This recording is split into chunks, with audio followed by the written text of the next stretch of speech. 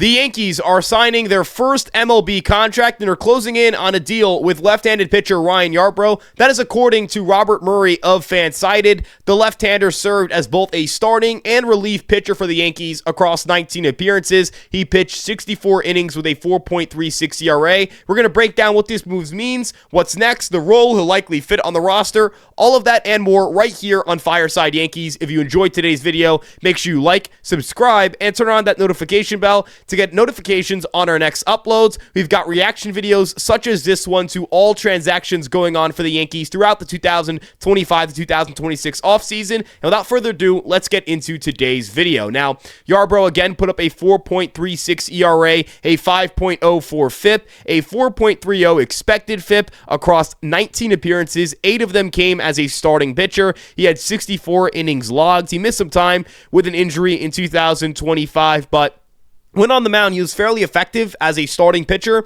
He was not as great as a reliever, and a lot of that came from pretty poor appearances down the stretch for the Yankees. After being activated from the injured list, Ryan Yarro allowed 7 earned runs in 8 2/3 innings pitched. If you look at his stuff overall, it was down just a tick, nothing crazy, but wasn't as good or wasn't as refined as he was in the first half of the year. Before his injury, he was one of the better, more versatile pitchers on this staff. He had a 3.90 ERA across 55 1/3 innings pitched, and that's where the Yankees find value here. There's a really good changeup that Yarro has. The Yankees have helped him develop that changeup more. He threw his changeup 20.6% of the time compared to 15.5% of the time in 2024. He features a sinker, a cutter, a sweeper, and a four-seam fastball. He used all 5 of those pitches at least 13% of the time in 2025. And again, when we look at the Yankees and where they're at as a pitching staff, this group needs depth. Their rotation is decimated by injuries right now. They desperately need some rotation depth, and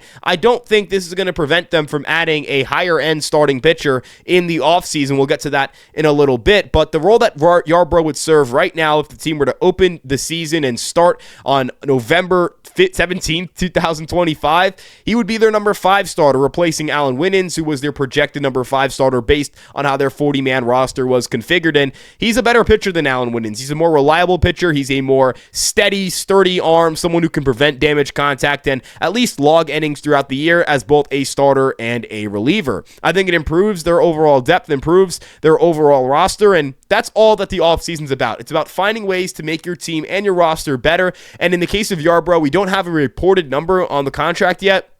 Very similar to the Josh Naylor situation where we didn't have anything on that money, and we still don't have any updated information on that money. But with that being said, I do believe that Ryan Yarro is an effective and overall a solid depth piece to have. I think one other way the Yankees can improve their rotations by adding a middle to top of the rotation kind of guy. And I also think they also need some reliever support. But in the case of Yarro, he provides depth throughout the 2026 season. You need to get through 162 games. It's not just about what your playoff roster is going to look like.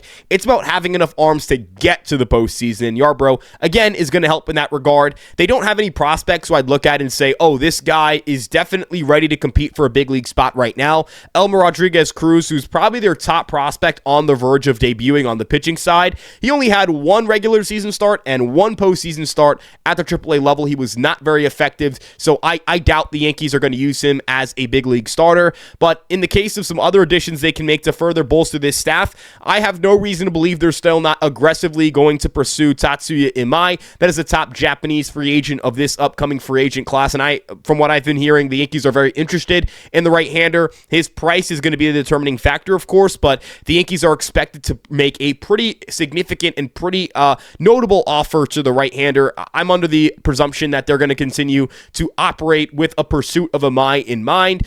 Cody Bellinger is someone they've been linked to heavily to bring him back, and I could see a reunion there. But at the end of the day, with the rotation, I expect them to make another addition. I don't think this is the only addition they're making to the rotation. They can say they want to have spots that they can keep open to bring guys back, but at the end of the day, when you import Rodon and Cole onto the roster in the first half of the year and potentially import Schmidt in the second half of the year, you're going to be importing them to fill holes of guys who are hurt. I guarantee you that the Yankees are going to have injuries throughout the 2026 season, whether that's to Fried, to Schlittler, to Warren, to Heel, to if you sign Imai, to Yarbrough himself, to Cole and Rodon potentially having setbacks, the guys not being as effective. All of these variables come into mind, and the Yankees, if you look at the 2025 season, they rolled into it with Max Fried, Garrett Cole, Luis Heel, Will Warren, Clark Schmidt, and they still needed a ton of starters to get through the year. If you look at the Yankees and their depth chart, they need to make sure that they're loaded on the starting pitching side with arms that can at least make starts for them.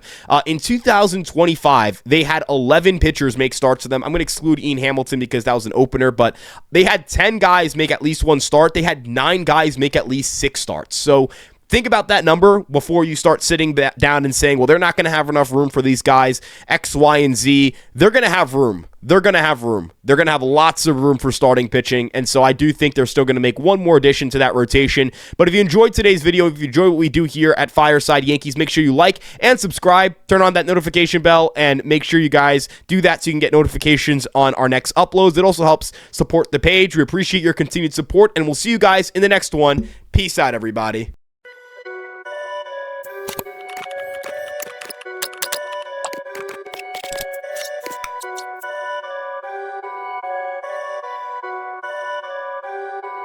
Perfect.